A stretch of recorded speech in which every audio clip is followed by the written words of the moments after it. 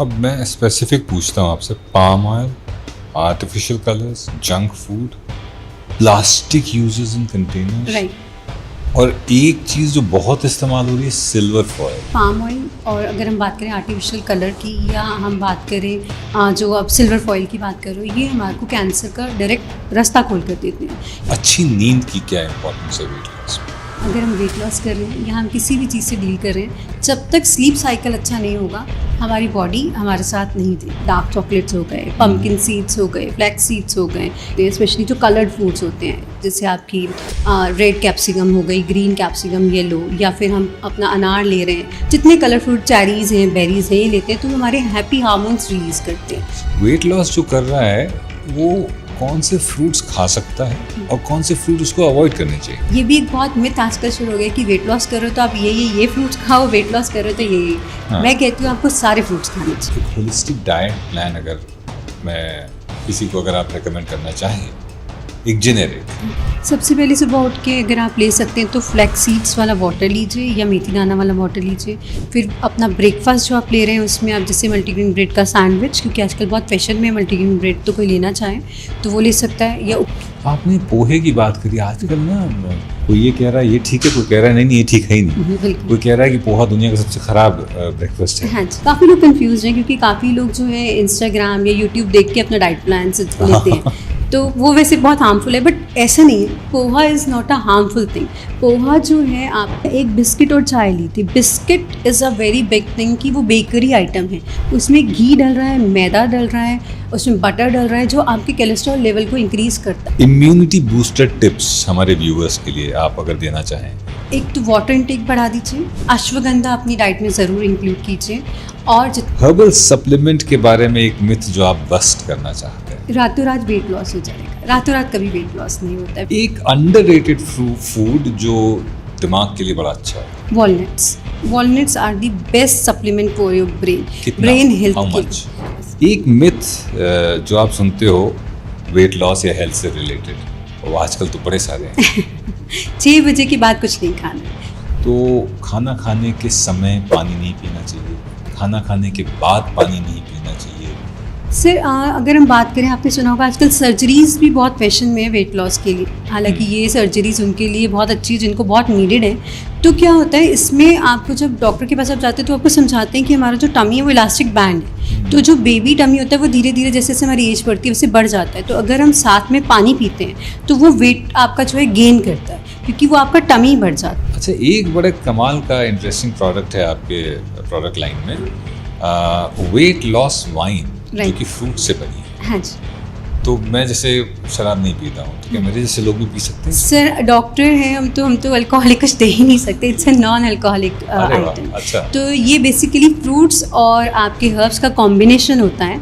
Night cream Korean jail, ये आपने cosmetic line launch किया है, तो इसका यूएसपी क्या है जो इसको यूनिक बनाता है? What exactly is? ये सर सबसे बड़ी बात, ये जो क्रीम्स हैं ये केमिकल फ्री हैं। ये आपके बनते हैं अरेबिक हर्ब्स के साथ, जो अगर जेल को हम यूज़ करते हैं तो 3 से 4 दिन में आपको रिजल्ट दिखाता है। जिनको एक्ने का प्रॉब्लम होता है या डार्क सर्कल्स हैं वो ख़त्म हो जाते हैं। काफ़ी सारे क्लाइंट्स ऐसे होते हैं जिनका वेट जो है बहुत स्टेबल होता है, अपने BMI से कई बार कम भी होता है, बट उनको भी 90% आर्टरीज ब्लॉक हो जाती हैं। पर स्ट्रेस लेवल आपका हाई है, और स्ट्रेस लेवल आपका हाई क्यों हो रहा है? क्योंकि आप जंक फूड खा रहे हो, तो वो आपके मेंटल हेल्थ के साथ खेल रहा है। स्ट्रेस की ही बात करेंगे तो एग्जाम पढ़ाई को लेकर आजकल बड़ा स्ट्रेस है, और आपने बड़ा सही कहा, कंपटीशन बच्चों में आपस में भी है। कोई तरीका है?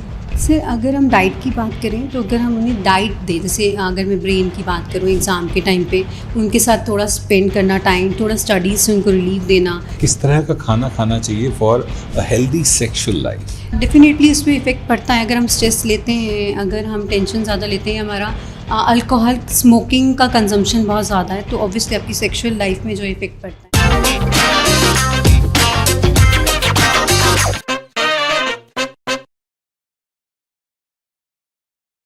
Health is not just the absence of illness, it is the complete harmony of mental, physical and social well-being. वो कहते हैं कि healthy mind resides in a healthy body.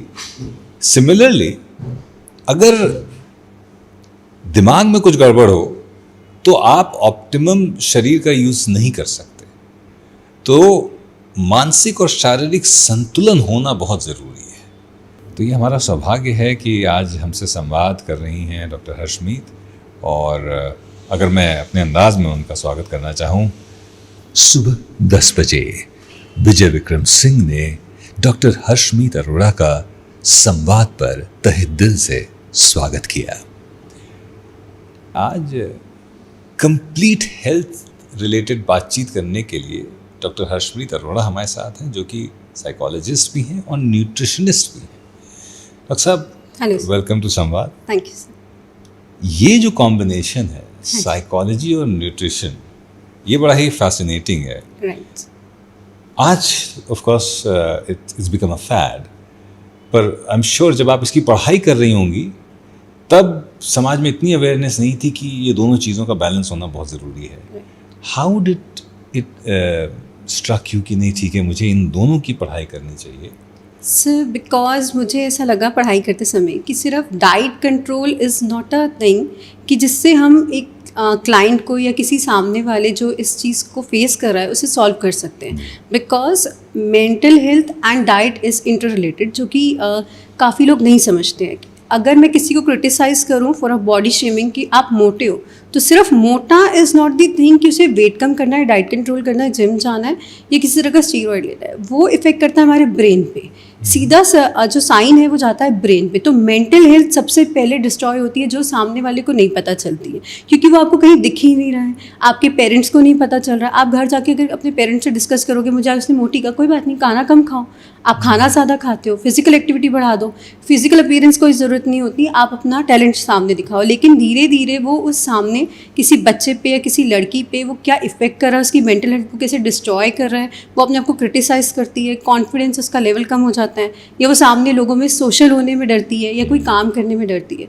तो अगर हमें अपना फिजिकल हेल्थ ठीक करना है तो सबसे पहले उसके लिए ज़रूरी है कि हमारा मेंटल हेल्थ ठीक हो। तो जब तक हमारा मेंटल हेल्थ ठीक नहीं होगा तब तक हम अपनी डाइट पे या अपने फिजिकल अपीयरेंस पे काम नहीं कर सकते। तो इसीलिए ये दोनों चीज़ें मुझे बहुत फैसिनेट करती थी, तो मैंने दोनों की स्टडी साथ में करी। और फिर मुझे लगा कि अगर मुझे किसी को ट्रांसफॉर्म करना है तो पहले मुझे उसके माइंड के साथ डील करना पड़ेगा, then only we can transform his life. Doctor साहब, एक जब हम while we were growing up in the 90s, हमें कहा जाता था खूब खाओ खूब खेलो, तो हमारा माइंडसेट वही बन गया। और फिर जब हम 30-20 के होने लगे तो समझ में आया कि नहीं, खूब खेलो तो ठीक है, पर खाने पे भी कंट्रोल होना बहुत ज़रूरी है। तो what is your take on that कि आप even if you are physically very active, you need to also control what you are eating? Right, because sir in old age अगर हम बात करते हैं एशियन टाइम की, तो उस टाइम पे खाना हमारा बहुत प्योर होता था। हमारी एक्टिविटीज़ जो होती वो फिजिकल एक्टिविटीज़ बहुत ज़्यादा थी, आउटडोर एक्टिविटीज़ बहुत ज़्यादा थी। अब जैसे कि आज रिसेंट हम अपनी जनरेशन की बात करें तो उसमें खाना इट्स नॉट बैड, लेकिन क्या खा रहे हैं, सब चीज़ें मिक्सिंग हैं, टेस्ट चेंज हो चुका है। एक्टिविटीज़ की बात करें तो आउटडोर एक्टिविटीज़ ख़त्म होती जा रही हैं, स्क्रीन टाइमिंग्स बहुत ज़्यादा हो गए हैं बच्चों के, जो घर में ही सब ऑलमोस्ट इंडोर एक्टिविटीज़ करते हैं, उनके ऊपर कोई वॉच करने वाला नहीं है। तो खाओ and Khelo is not a bad thing, पर खा क्या रहे हैं, उसको पचा कितना रहे हैं, खेल क्या रहे हैं, that is a big thing. तो जैसे जैसे आप ग्रो करते हो आपको पता चलता है कि हमने जो खाया है वो खाना हमारी बॉडी के लिए सही है कि नहीं।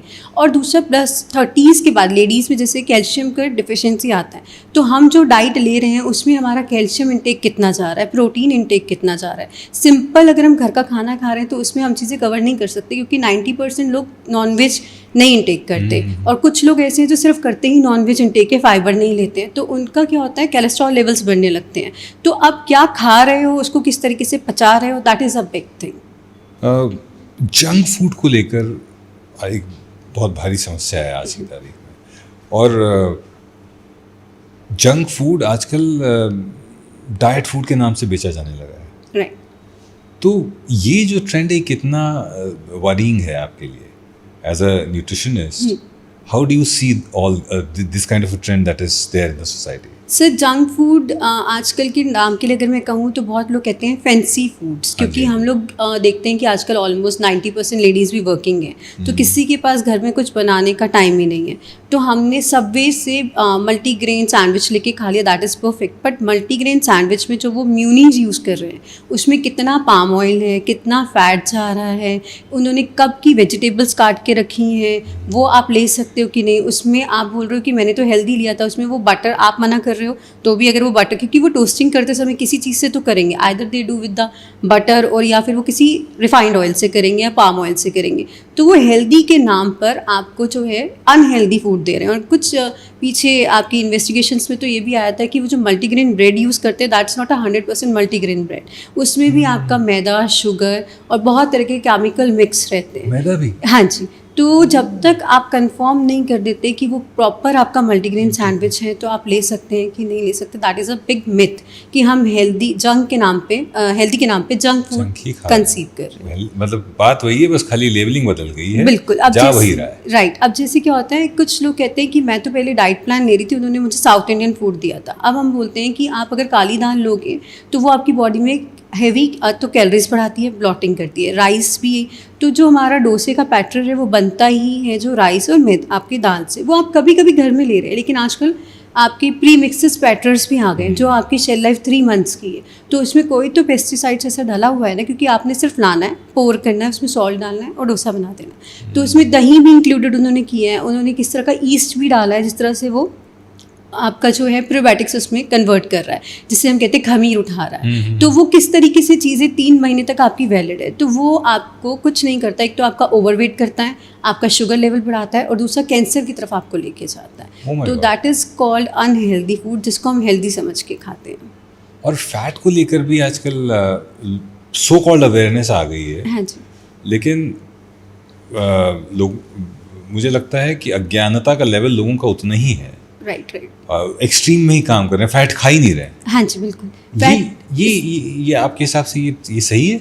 सिर्फ फैट, जैसे आपने कहा कि फैट खा ही नहीं रहे, लेकिन इसको हम कहते हैं फैट वो खा रहे हैं लेकिन गलत फैट खा रहे हैं। जैसे अब हम घर पे, आज हमारा मूड नहीं है रोटी सब्जी खाने का, मेरे टेस्ट के हिसाब से नहीं है। 90% लड़कियां बोलती हैं मुझे अच्छा नहीं लगता कि मैं सैलेड और फ्रूट्स लूँ या रोटी लूँ, तो उसकी जगह मुझे कुछ ऐसा ऑप्शन दे दो जैसे मेरा सैंडविच खा लूँ या मैं पिज़्ज़ा खा लूँ। ठीक है, मैं घर पे रोटी जो मेरी पड़ी थी उसमें मैंने सब्ज़ी डाली, ऊपर आपको सॉस डाला, थोड़े से मसाले डाले और चीज़ डाल के मैंने घर का बना होममेड पिज़्ज़ा खा लिया। तो पिज़्ज़ा आपने खाया, उसकी जगह अगर आप देसी घी डालोगे that is really very good, जो आपकी बॉडी में किसी तरह की आपको गुड थिंग्स ही देगा, आपको बेनिफिट देगा, कोई हार्मफुलनेस आपकी बॉडी में नहीं आएगी। लेकिन आप जो म्यूनीस उसमें डाल रहे हो, जो चीज़ उसमें डाल रहे हो, वो आपकी बॉडी में जाके चिपक रहा है, वो आपके कोलेस्ट्रॉल लेवल को बढ़ा रहा है।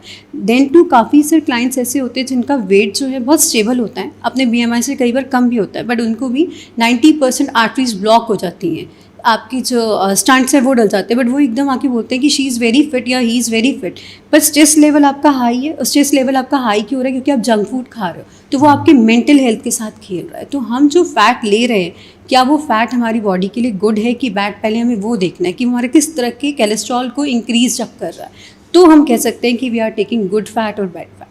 तो LDL और HDL जो होता है, राइट, हाई डेंसिटी और लो डेंसिटी लिपोप्रोटीन, इसमें LDL is supposed to be the bad fat. Right. तो हमें फोकस ये करना है कि हमारा LDL कम इनटेक हो, HDL ऑप्टिमम लेवल पर जाए। राइट। कई बार सर क्या होता है, जैसे नॉर्मल हम कोई डॉक्टर अपने फिजिशियन के पास टेस्ट करा के गए या कार्डियोलॉजिस्ट के पास, और वो आपको देखकर आपकी हाइट लेके बोलता है तुम्हारा कोलेस्ट्रॉल कैसे बढ़ गया, you are looking very fit, that means either you are doing something wrong और यू आर टेकिंग स्ट्रेस, या आपको टेंशन ज़्यादा है। आधे 90% लोगों को ये भी नहीं पता कि थायराइड और जो कोलेस्ट्रॉल है वो स्ट्रेस और आपकी टेंशन लेने से भी बढ़ता है। तो वो आपकी बॉडी में इस तरह का हार्मोन प्रोड्यूस करता है जिस वजह से आपका कोलेस्ट्रॉल लेवल या थायराइड लेवल्स इंक्रीज जब हो जाते हैं, तो वो चीज़ें भी हमें ध्यान रखनी है। प्लस हम क्या करते हैं, हमने कुछ नहीं लिया, एक बिस्किट और चाय ली थी। Biscuit is a very big thing कि वो बेकरी आइटम है, उसमें घी डल रहा है, मैदा डल रहा है, उसमें बटर डल रहा है, जो आपके कोलेस्ट्रॉल लेवल को इंक्रीज़ करता है। कहते एक ही लिया था, अब उनको ये समझाना पड़ता है कि टैबलेट भी तो छोटी सी होती है, जब वो आपकी बॉडी में जाके आपके लेवल्स मेंटेन करती है, तो बिस्किट भी तो आपके लेवल को इंक्रीज जब कर सकता है। तो बहुत बेसिक चीज़ें होती हैं, जैसे बिस्किट हो गए, ब्रेड्स हो गई, एक्स्ट्रा जो हम चाय कॉफ़ी आजकल बहुत पैशन में है, दिन में 5-5 6-6 ले रहे हैं, उस चीज़ों को अगर हम नॉर्मलाइज करते जाएंगे अपनी बेसिक डाइट में से, तो ये लेवल्स हमारे जो है वो डाउन होते जाएंगे। उसके बाद अगर हम गुड फैट भी ले रहे हैं तो हमारी बॉडी में कभी भी हार्म नहीं करेगा। मैं ब्रेकफास्ट को लेकर एक सवाल पूछना चाह रहा था, पर आपने थायराइड की बात कर दी। हाँ, थायराइड एक ऐसा सब्जेक्ट है जो मेरे लिए भी बड़ा टची है, क्योंकि मैं बीच में वजन अपना बहुत बढ़ा लिया मैंने, इसकी वजह से थायराइड मेरा हिल गया ओके सर। और थायराइड आ गया। हाँ जी। कई लोगों ने कहा कि थायराइड जो हाइपोथायराइड जब होता है तो वेट लूज नहीं होता है। Right. थैंकफुली मैंने तकरीबन 25-27 किलो वजन कम किया अपना, हाँ 105 से आज 78 पे आ गया। अब थोड़ा स्टैग्नेट हो गया है।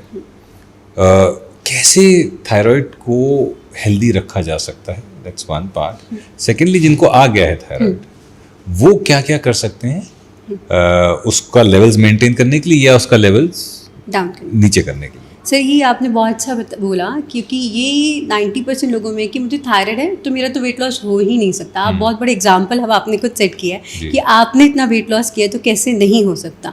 ये एक जनरल मिथ है।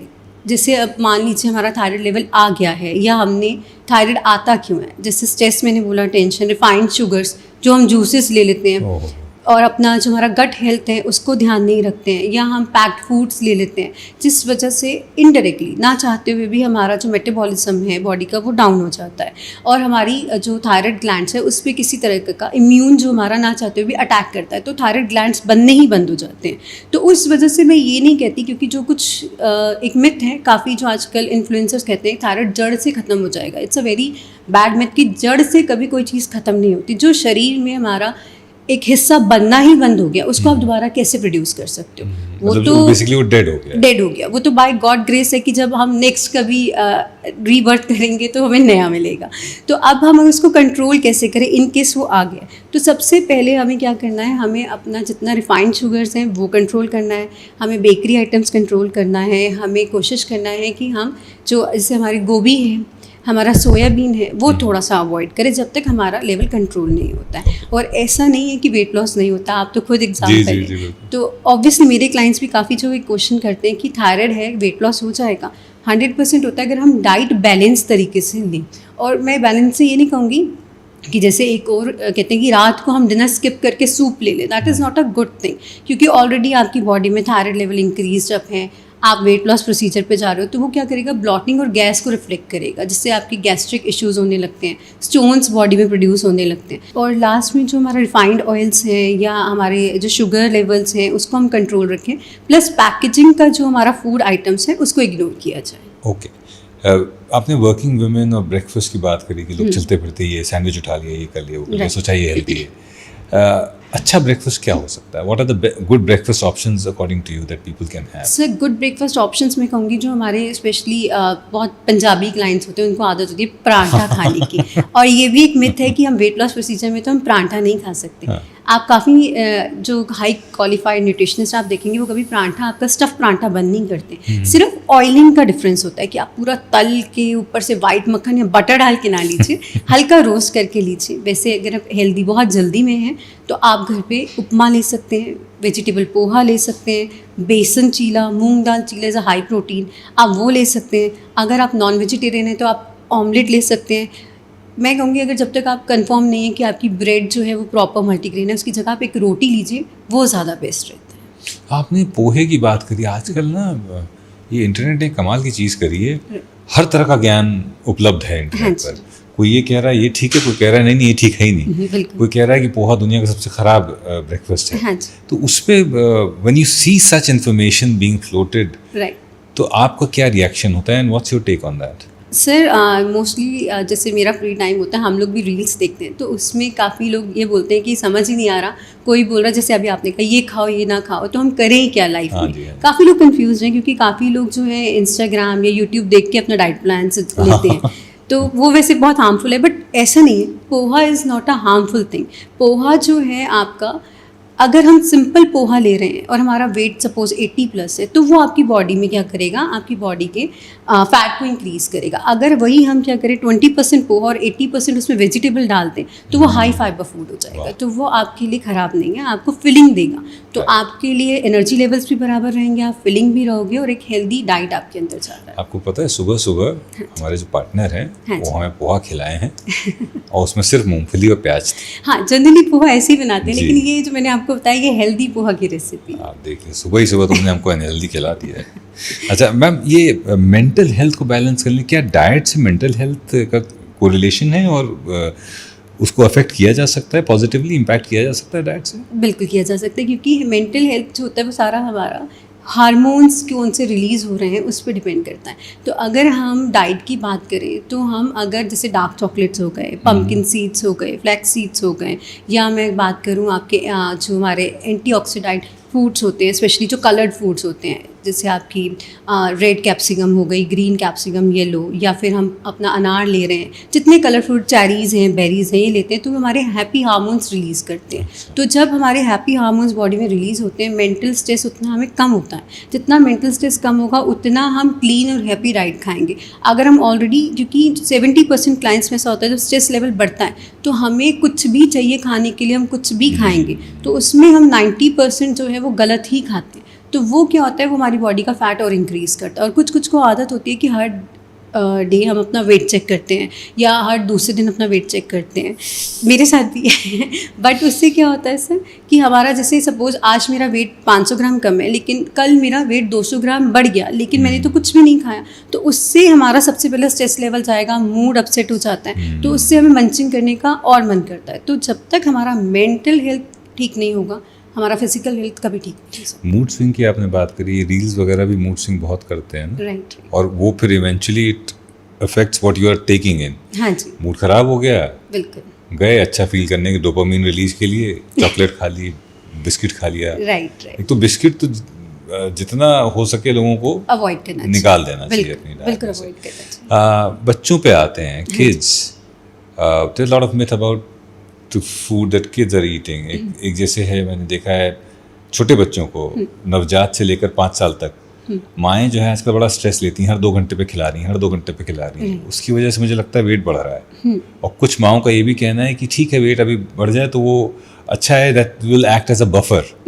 राइट। आपका क्या कहना है? नहीं सर, मैं कहूँगी ये चीज़ गलत है। वैसे तो जो ग्रोइंग एज में बच्चा होता है, जब वो बाय बॉर्न होता है, तब डॉक्टर कहते हैं, क्योंकि वो लिक्विड डाइट पे होता है, तो उसको हर थोड़ी देर में अगर वो यूरिन पास करेगा तो उसे भूख लगेगी। लेकिन जैसे जैसे बच्चा ग्रो करता है तो आप डाइट उसको दीजिए, 1-1.5 घंटे में, 2 घंटे में, जैसे बच्चा खा रहा है, लेकिन वो डाइट आप क्या दे रहे हो वो सबसे बड़ा एक एग्जाम्पल होना चाहिए कि हम जो डाइट दे रहे हैं वो क्लीन डाइट दे रहे हैं।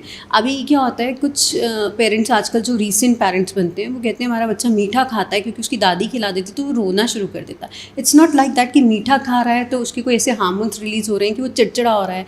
वो कई बार क्या होता है, इससे दांत निकाल रहा है बच्चा, तो पेरेंट्स को पता ही नहीं चलता। जो रीसेंट है, जो अभी रीसेंट अगर मैं कहूँ कोई पेरेंटहुड में है तो उनको नहीं कई बार पता चलता है, क्योंकि जनरली क्या हो गया है, आजकल का जो लाइफस्टाइल है वो बहुत बदल गया है। Either we are on a working stage, और हम क्या करते हैं, अगर हमने छुट्टी भी ली है किसी वजह से तो भी we are working from home. तो बच्चा क्या खा रहा है, उसका क्या सिम्टम आ रहा है, वो किस वजह से कर रहा है, उतना हमें समझने के लिए टाइम ही नहीं रह गया। तो अगर आप उसको खिला रहे हैं, जो न्यू मॉम्स हैं, तो आप ये भी देखो कि अगर वो ग्रोइंग एज 2, 2.5, 3 साल का है तो ओबिसिटी वहीं से प्रोड्यूस होनी शुरू हो जाती है। फिर वो क्या होता है, जैसे से आजकल एज बढ़ती है 10 साल के बाद या 8 साल के बाद बच्चों की आईसाइट वीक होनी शुरू हो जाती है। बहुत यंग एज में डायबिटिक 2, मैंने काफ़ी क्लाइंट्स देखे हैं जिनके बच्चों को डायबिटीज़ 2 हो जाती है या डायबिटीज़ हो जाती है, किसी को बाय बॉर्न ही हो जाती है। तो ये सब हमारा जो है ये गलत मिथ है कि आप खूब भर भर के खिलाओ, क्योंकि आजकल का वो कल्चर नहीं रह गया। जैसे मैंने बताया आपको, पहले फिजिकल एक्टिविटीज़ ज़्यादा थी, और दूसरा आजकल हम क्या करते हैं, हमारे बच्चों से बात करने के पास हमारे लिए टाइम ही नहीं है। तो उनके दिमाग में क्या चल रहा है, वो किस तरीके से अपनी लाइफ को डेवलप कर रहे हैं, उनका ब्रेन कैसे डेवलप हो रहा है, वो चीज़ें जब हम समझ ही नहीं रहे हैं तो वो कुछ भी खा रहे हैं, तो उनकी mental effect plus physical effect करती है। मेंटल इफेक्ट की आपने बात करी, और बच्चों में आजकल एंग्जाइटी, डिप्रेशन, बिल्कुल सर। कैसे हम उसको अवॉइड कर सकते हैं? मतलब अब क्या इसको हम एक्सेप्ट कर लें कि ये न्यू नॉर्म है, ये होगा, और उसको अवॉइड किया जा सकता है? It can not be completely eliminated. क्या ये एक्सेप्ट कर लेना चाहिए हमें? नहीं, बिल्कुल एक्सेप्ट नहीं करना accept नहीं चाहिए, और हम इसको बिल्कुल क्योर कर सकते हैं, क्योंकि छोटे बच्चों में एंजाइटी, डिप्रेशन किस वजह से आ रहा है, वही मैंने बोला। जब तक हम अपने बच्चों के साथ बैठेंगे नहीं, टाइम स्पेंड नहीं करेंगे, हमें पता नहीं होगा कि उनके दिमाग में चल क्या रहा है, तो हम उस चीज़ को क्योर नहीं कर सकते। जैसे आपके या हमारे टाइम पे क्या होता था कि हमारे पेरेंट्स हमारे सर पे होते थे, अगर हम थोड़ी देर भी खा लिए तो चाहे वो हमारे दादा दादी हैं, नाना नानी हैं, मासी हैं, वो हमसे बात करते थे पूरे दिन में क्या किया, फ्रेंड्स ने क्या कहा, अच्छा आगे क्या करना चाह रहे हो, डांस करना है, डांस क्लासेस जाना है। पर आज के टाइम में क्या है कि अगर कोई बच्चा बात भी करना चाहता है, एज आई टोल्ड यू कि मदर्स और फादर इतने बिजी हो चुके हैं, तो वो उसको एक या तो फ़ोन पकड़ा देते हैं या टैब पकड़ा देते हैं, तो वो उस चीज़ में क्या देख रहा है गूगल पे, क्या, कि आजकल Google is open for everyone, तो वो वहाँ पे क्या सर्च कर रहा है, वो किससे बात कर रहा है, उसके दिमाग में क्या चल रहा है, वो चीज़ उसको कैसे इफ़ेक्ट कर रही है, तो एनजाइटी और डिप्रेशन का मेन टॉपिक वही है। कई बार क्या होता है, सम एज जो बच्चे होते हैं वो एक दूसरे से जेलसी कह लो या कंपटीशन में डिप्रेशन में आ जाते हैं कि वो ऐसा है और मेरे पेरेंट्स ऐसे नहीं है, या उसको ये चीज़ मिल रही है मुझे ये चीज़ नहीं मिल रही है। वो चीज़ बहुत इफेक्ट करती है। लेकिन जब तक हम इस चीज़ को समझते हैं, हम बच्चे के साथ खुलना चाहते हैं, तब तक वो अपने आप को इतना क्लोज कर चुका होता है कि वो अपनी बातें अंदर की शेयर ही नहीं करता है। इसीलिए आजकल जैसे आप कहो कि अगर कोई जा रहा है काउंसलर्स के पास जा रहा है, वहाँ पे वो बच्चा बात करने में ज़्यादा कंफर्टेबल होगा rather than talking to their parents. That is the thing कि अगर हम अपने बच्चों के साथ बैठें, उनका स्क्रीन टाइम कम कराएं, तो एंजाइटी डिप्रेशन से हम बच सकते हैं और जो भी वो डिस्कस करना चाहते हैं वो एक सिक्योर जोन में अपने पेरेंट्स के साथ कर सकते हैं। ये मैसेज सभी पेरेंट्स के लिए है कि आज तक जो हो गया वो हो गया, अब बस बैठिए अपने बच्चों के साथ, बात करिए उनसे, उनका सुख दुख समझिए, अपना सुख दुख साझा करिए। जैसे मैं मेरे बेटे के 5.5 साल का है और बेटी जो है वो 10.5 साल की है। बेटे के साथ हमने एक नियम बना दिया है कि स्कूल टॉक करके हम करते हैं। रोशन विल डू स्कूल टॉक। तो जब मैं नहीं करता हूँ, जिस दिन भूल जाता हूँ, वो आता है रात में, पापा आज स्कूल टॉक नहीं हुआ, तो बताता है स्कूल में क्या हुआ। तो आई थिंक ये छोटी छोटी चीज़ें हैं। बिल्कुल, आप उसको गेम्स की तरह, जैसे आपने बहुत से एग्जांपल दिया, स्कूल टॉक करना, फ्रेंड टॉक करना, जैसे आप उसको अगर एक्टिविटीज़, फिजिकल एक्टिविटीज़ की हमने बात की, उसमें अगर हम उसको इन्वॉल्व कर रहे हैं तो वी शुड आस्क कि आज गए थे, अच्छा कौन सा नया डांस सीखा, वहाँ पे कौन से फ्रेंड्स बने, उनके साथ बात क्या हुई। जितना बच्चे से आप खुलेंगे उतना आपको हिंट मिलेगी कि उसकी लाइफ में क्या चल रहा है। तो वो डिप्रेशन और एंजाइटी अगर उसको कहीं पे कोई चीज़ हिट भी कर रही होगी तो आप एज अ पेरेंट उसको एक्सप्लेन करोगे कि लाइफ है, लाइफ नेवर गो स्मूथ, इसमें अप डाउन्स आते हैं। ऐसा नहीं सर कि हमें अभी तक टेंशन नहीं होती है, लेकिन हमारा एक नियम है, अगर थोड़ी सी भी टेंशन है किसी भी चीज़ की, तो शाम को जब पापा आते हैं तो सबसे पहले पापा आज मेरे साथ ये हो गया, तो वो 5-10 मिनट पहले सुनेंगे, फिर उस चीज़ को एक्सप्लेन करेंगे। फिर अगर आप दोबारा बात, वो चाहे डांटने के प्रोसेस में आपको बोले कि ये लाइफ है, you have to bear it, but एक बात है कि कुछ ना कुछ ऐसी पॉइंट निकलता है जो आपको हिट करता है, जिससे कि आपका डिप्रेशन और एंजाइटी की तरफ तो आप जा ही नहीं सकते, हमारे वाले एज के क्लाइंट्स। तो छोटे बच्चों के साथ अगर हम ये करेंगे तो वो एंजाइटी और डिप्रेशन से 100% बच सकते हैं। मतलब एक रिलीज उनको मिल रहा है। बिल्कुल, मुझे बड़ी खुशी है कि मैं अपने बेटे के साथ ये कर पा रहा हूँ, जहाँ पर मैं उससे कहता हूँ स्कूल टॉक बताओ क्या हुआ स्कूल में, और वो बताता है। और आज वो इतना अच्छा रिलेशन हो गया कि जब मैं भूल जाता हूँ तो वो आके बोलता है कि पापा लेट्स डू स्कूल टॉक। तो मतलब उसको एक आउटलेट मिल रहा है मेरे जरिए। हैप्पी हो, आई होप इसकी रील बना के नीलेश तुम डाल देना, ताकि मेरी वाइफ भी देखे कि yes I am doing something correct in terms of parenting. Stress की ही बात करेंगे तो एग्जाम पढ़ाई को लेकर आजकल बड़ा स्ट्रेस है, और आपने बड़ा सही कहा, कंपटीशन बच्चों में आपस में भी, आप नहीं भी अगर एज ए पेरेंट आप नहीं दे रहे हैं बच्चों के को फीड नहीं कर रहे हैं कि ये कॉम्पिटिटिव है, तुमको जीतना है, तो भी वो एक कंपटीशन का माइंडसेट लेके बढ़ रहे हैं आगे। कोई तरीका है कि हम इस चीज़ को थोड़ा सा कंट्रोल कर पाएँ? सर अगर हम डाइट की बात करें तो अगर हम उन्हें डाइट दें, जैसे अगर मैं ब्रेन की बात करूँ, एग्ज़ाम के टाइम पे उनके साथ थोड़ा स्पेंड करना टाइम, थोड़ा स्टडीज़ से उनको रिलीफ देना, थोड़ा उनके साथ बात करना, हंसना खेलना, एक्टिविटीज़ के बारे में बात करना। और अगर डाइट के बारे में बात करें तो जैसे फ्लैक्स सीड्स हो गए, वॉलनट्स हो गए, ashwagandha, it's a very good, अगर मैं बात करूँ आयुर्वेदिक में एक बहुत अच्छा हमारा हर्ब है अश्वगंधा, जो आपके स्ट्रेस हार्मोन्स को रिलीज़ करता है। तो अगर वो अश्वगंधा हो गया, jaggery, black jaggery powder with little bit of honey, अगर उसका हम दूध में जो प्योर, अगर कहें आजकल तो प्योर नहीं है वैसे, लेकिन दूध में अगर मिक्स करके, हाँ, तो वो एक ऐसी ड्रिंक है जो आपके स्ट्रेस हार्मोन्स को रिलीज़ करती है। और बच्चों को हमेशा यही बोलना चाहिए कि each and every person is not equal. उसमें अगर कुछ ऐसी चीज़ है कि वो ऐसा टैलेंट है कि वो पढ़ाई में स्कोर अच्छा कर रहा है, तो हो सकता है कि आप में कोई ऐसा टैलेंट हो जिसमें वो आपको बीट ना कर सके। तो हर चीज़ को एक्सप्लेन करना, बच्चों के साथ बात करना, ताकि उनका कोई बैगेज ना रह जाए। आजकल बच्चे बहुत वर्ड यूज़ करते हैं। जब साइकोलॉजी की हम लोग काउंसलिंग लेते हैं टीनेजर्स की, तो हम उनसे पूछते हैं क्या प्रॉब्लम है। मेरे पास एक बैगेज है जो मैं अपने पेरेंट्स के साथ कभी शेयर नहीं कर पाया, क्योंकि पेरेंट्स के पास टाइम ही नहीं है सुनने का। तो वो चीज़ उनके एग्ज़ाम में से कह लो कि मार्क्स कम आ गए, या कोई ऐसा कंपटीशन था कि उसके फ्रेंड को सेलेक्ट कर लिया, उसको नहीं कराएं, तो वो चीज़ें उसकी मेंटल हेल्थ को बहुत ज़्यादा इफेक्ट करती है। और डाइट अगर आप बात करो तो डाइट उनकी बिल्कुल ज़ीरो है। और वो कुछ बच्चे 90% ओबीज होते हैं, क्योंकि उनको स्ट्रेस में खाने की आदत है। वो चाहे बर्गर खाएं, चाहे पिज़्ज़ा खाएं, बिकॉज दे हैव अ आजकल पावर ऑफ मनी, कि उनके हाथ में पैसा है, वो कुछ भी कर सकते हैं। तो वो चीज़ें जो हैं हमें बच्चों की बहुत ध्यान रखनी चाहिए। और मेंटल स्ट्रेस की, जैसे एग्ज़ाम के टाइम में आपने बात करी, डाइट का सबसे ज़्यादा ध्यान रखना चाहिए। आजकल बारिश का मौसम, हाँ जी, रोमांटिक मौसम है बहुत, लेकिन ये जो रोमांटिक मौसम है बच्चों के लिए ख़ास तौर पे बड़ी परेशानी लेकर आता है। मेरे दोनों बच्चे इस समय वायरल से पीड़ित हैं। हाँ जी, बचा जा सकता है? बिल्कुल सर, बचा जा सकता है हम अगर अपने मेटाबॉलिज्म पे काम करें। अच्छा। इसमें अगर जैसे अब हमारा बारिश का मौसम शुरू हो रहा है, हमें पता है कि जैसे आपके मुंबई में स्पेशली इस टाइम बहुत बारिश है एज़ कम्पेयर टू दिल्ली। तो इस मौसम में अगर हम छोटे जैसे मुलट्ठी हो गया, अश्वगंधा हो गया, या अगर हम बात करें मोटी इलायची, इसका काढ़ा बनाकर दिन में एक बार बच्चे को वैसे ही दे, जो कि कोविड में बहुत फैशन आया था काढ़ा पीने का, तो उससे हम वायरल से बच सकते हैं। और थोड़ा सा जैसे रोमांटिक मौसम में पकोड़े खाने का बहुत चलन होता है, तो ऑयली फूड से अगर बचें तो डेफिनेटली हम बच सकते हैं। बच्चों की बात हो गई, अब जरा माओं की बात कर लेते हैं। Right. माओं की लाइफस्टाइल, मदर्स की लाइफस्टाइल जो है वो बहुत बदल गई है। They are working also, trying to balance the family is well. Right, क्या कुछ ज़रूरी टिप्स हैं जो आप वर्किंग मदर्स को देना चाहेंगी, और मेरी वाइफ को भी देना चाहेंगी? वो उनका खाने पे बिल्कुल ध्यान नहीं देती। राइट, तो और ये सवाल प्लीज़ ऐसे ही रख दीजिएगा ताकि मुझे डांट ज़रूर पड़े, पर उनको ये पता चले कि मैं उनका ख्याल रखता हूँ। तो उनके और उनकी जैसी मदर्स के लिए, जैसे वो प्लेन में कहते हैं ना कि मास्क नीचे आएगा तो पहले खुद पहनिए और फिर दूसरों को पहनाइए। तो what can working mothers do? Working mothers हैं या वर्किंग वाइफ्स हैं, उनके लिए सबसे ज़्यादा स्ट्रेसफुल टाइम होता है कि मेरे को टाइम ही नहीं मिला खाने का, अपने लिए कुछ करने का। फैमिली उनके लिए बहुत इंपॉर्टेंट है, उनकी प्रायोरिटीज़ उनकी फैमिली, बच्चे और उनका वर्क है। बट उनको ये नहीं पता कि अगर खुद की हेल्थ हम इफेक्ट कर लेंगे तो हम ना तो अपनी फैमिली देख पाएंगे, ना बच्चे, ना वर्क।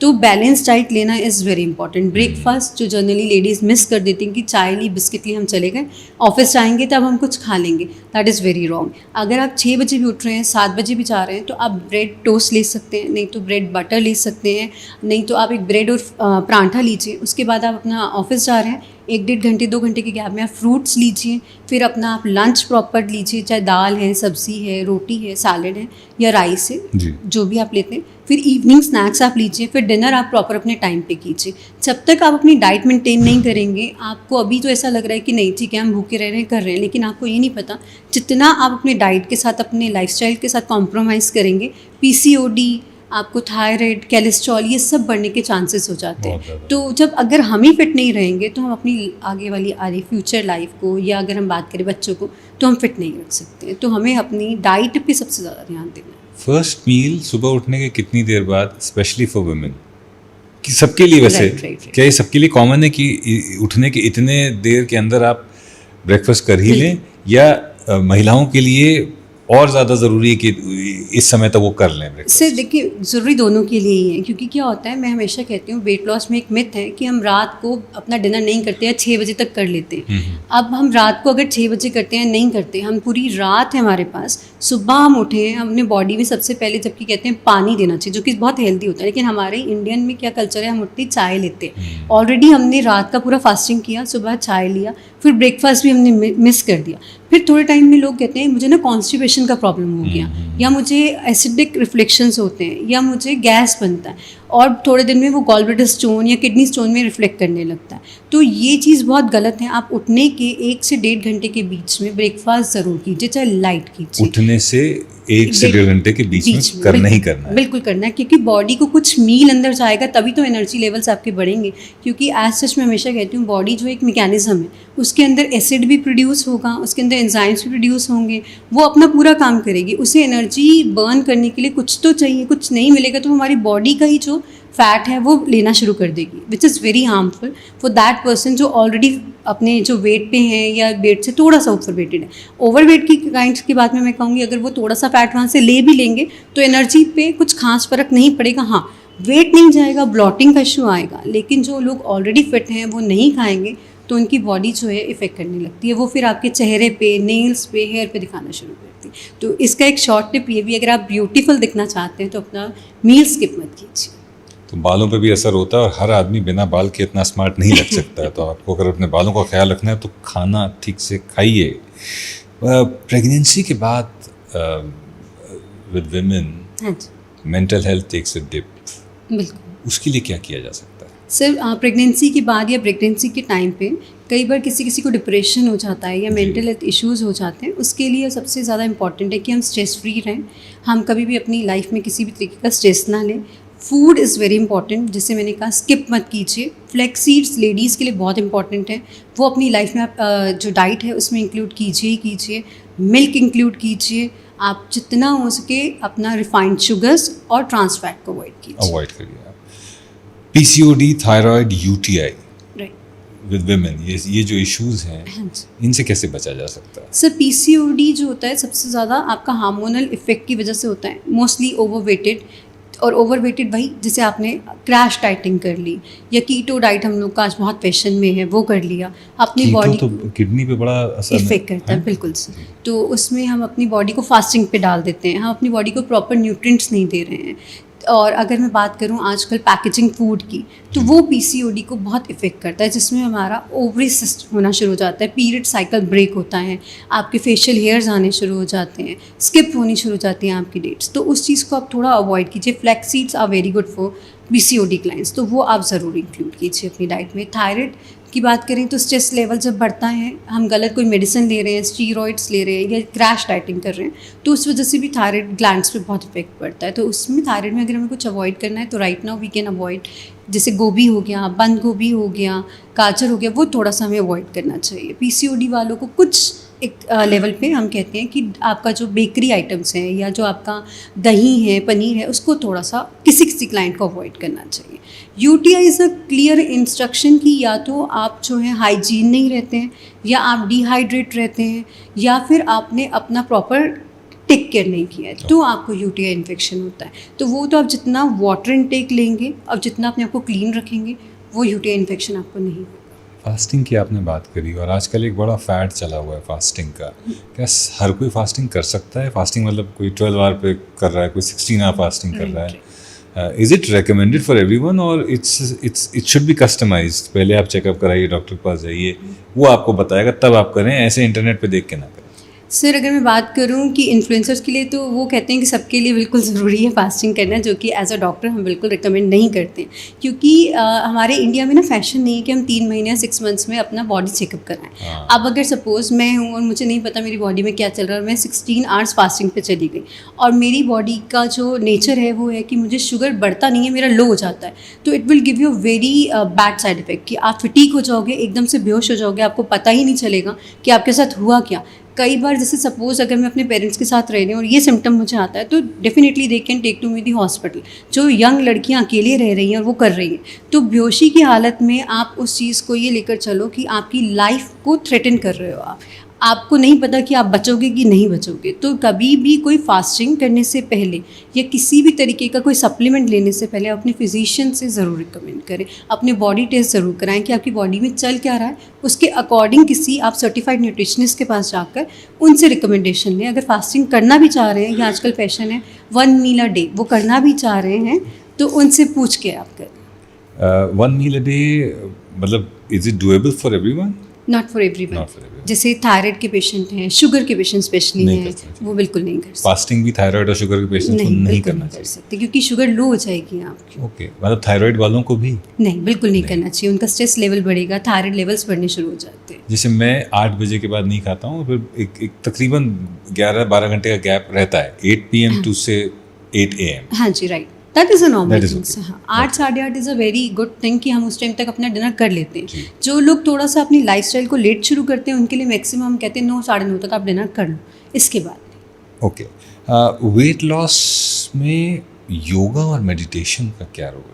सर, बहुत बड़ा रोल है। इससे हम अपना स्ट्रेस लेवल डिक्रीज़ करते हैं। Okay. जितना भी हमें स्ट्रेस होता है वो हमारी बॉडी को कंट्रोल करता है योगा। जैसे कि हम सुबह उठ के परिणाम कर लें या सूर्य नमस्कार करें, तो उससे बॉडी के जितने भी हार्मफुल टॉक्सिक होते हैं वो रिलीज़ होते हैं और माइंड बहुत रिलैक्स होता है। तो योगा और मेडिटेशन तो एक नॉर्मल जो वेट लॉस का बंदा है उसे भी करना चाहिए, जो बिजनेसमैन है जिसका शेड्यूल बहुत बिजी है उसे भी अपने माइंड रिलैक्सिंग के लिए ज़रूर करना चाहिए। ओजेम्पिक, अब आप हैं और हम ओजेम्पिक की बात ना करें तो एक ओजेम्पिक और एक और ड्रग है आजकल जो बहुत, मैं नाम भूल रहा हूँ उसका, बी से कुछ तो नाम है। तो ये ओजेम्पिक बहुत फेमस है आजकल और बड़ी लोग ले रहे हैं और डिनाई कर रहे हैं कि नहीं ले रहे हैं। राइट। और जो ले रहे हैं और एक्सेप्ट कर रहे हैं और जो ले रहे हैं और डिनाई कर रहे हैं, कितना सेफ है ये? If you doing it only for weight loss, no it's not safe, it's totally wrong, क्योंकि ये जो मेडिसिन्स हैं ये आपकी डायबिटीज़ 2 वाले क्लाइंट्स के लिए है, जिनकी जैसे डायबिटीज़ एकदम से प्रोड्यूस हुआ लेकिन वो आपका रिवर्स हो सकता है। ये मेडिसिन्स उनके लिए आई थी ताकि आपकी डायबिटीज़ लेवल को हम कंट्रोल कर सकें। ये इंजेक्शन जैसे ही आप लगाते हो तो आपके ब्रेन को एक सिग्नल जाता है कि आपका ऑलरेडी एपेटाइट फुल है। तो जो आपके डायबिटीज़ 2 वाले पेशेंट होते हैं उनको मंचिंग करने की आदत होती है, तो उस लेवल को कंट्रोल करने के लिए, और जो बहुत हाईली ओबीज हैं उनके लिए ये मेडिसिन आई थी ताकि वो एक नॉर्मल आपका जो लाइफस्टाइल है उसे कंट्रोल कर सके, डायबिटीज़ को कंट्रोल कर सके। बट आजकल ये फैशन में आ गया फॉर दी वेट लॉस, क्योंकि इससे क्या होता है सर, एपेटाइट कंट्रोल हो जाता है हमारा, प्लस इसके जो सिम्टम्स हैं वो नोजिया, स्ट्रेस लेवल, मेटाबॉलिज्म पूरा हिला देता है। उसके बाद आपको PCOS, PCOD, थायराइड इससे डिडक्ट हो सकता है। तो ये बहुत हार्मफुल है कि अगर हम सोच रहे हैं कि हमारा 8-10 किलो वेट बढ़ा है तो मैं इतने पैसे खर्च करूं, इतना सब करूं, या डाइट करूं, जिम करूं, बेटर है मैं इंजेक्शन लूं और वो लगवा लूं। तो इसके जो आपको साइड इफ़ेक्ट्स हैं वो एकदम नहीं दिखेंगे, ऑब्वियसली आने वाले टाइम में आपको इसके साइड इफ़ेक्ट्स पता चल जाएंगे। हेल्दी ग्रेसफुल लाइफस्टाइल, ये जो ब्रांड नेम आपने चूज़ किया, इसके पीछे का क्या कारण है? सर आपका जो लाइफस्टाइल है जब तक वो हेल्दी नहीं होगा तो आप उसे ग्रेसफुल नहीं बना सकते, इसीलिए ये नाम हमने चूज़ किया था। बिकॉज मेरा मोटो रहता है कि we are not transforming the only your body, we are transforming your life. So food is a poison also, and food is a power also to transform you. So that is why we have taken this name, healthy and graceful lifestyle. एक बार और ये सवाल में हम लोग शुरू में बातचीत कर चुके हैं, just to reiterate the fact कि how mind and body are, mind and appetite and mind and body are related. कि जब स्ट्रेस होता है ईटिंग, राइट, है ना, कुछ भी बुरा हुआ तो ईटिंग। तो that's why it's so important कि पॉजिटिविटी जो है, यहाँ अगर पॉजिटिविटी रहेगी तो गट हेल्थ का क्या रोल है इसके लिए?